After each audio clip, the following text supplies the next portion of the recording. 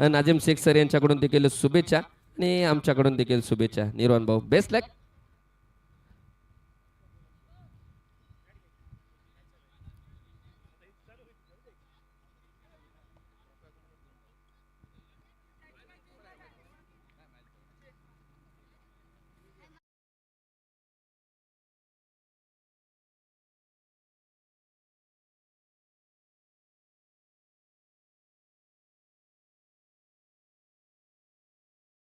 त्यांच्याकडून 500 रुपयाचं पारितोषिक दिलं गेलं होतं ते वैभवला.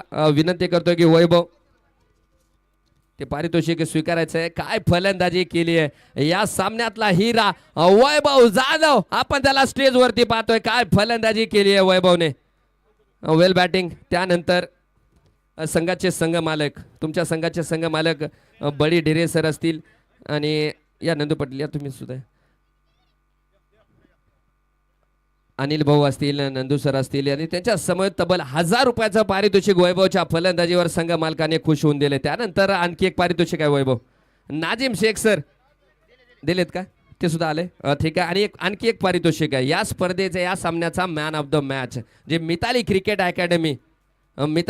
अकॅडमी यांच्याकडून ते पारितोषिक या सामन्यासाठी मॅन ऑफ द मॅचची ट्रॉफी देखील दिली जाते. प्रत्येक क्वार्टर फायनलच्या सर्व सामन्यासाठी सेमीफायनलच्या सर्व सामन्यासाठी आणि फायनलच्या सामन्यासाठी man of the match Mitali cricket अकॅडमीच्या वतीने दिला जातो. वेल बॅटिंग आणि बेस्ट लक पुढच्या सामन्यासाठी. जाऊया दुसऱ्या सामन्याकडे. दुसऱ्याकडे सामन्याकडे जाऊया. प्रथमतः नाणेफेक झाले. सावली 11 जिंतूर संघाने नाणेफेक जिंकून गोलंदाजी करण्याचा निर्णय घेतलाय.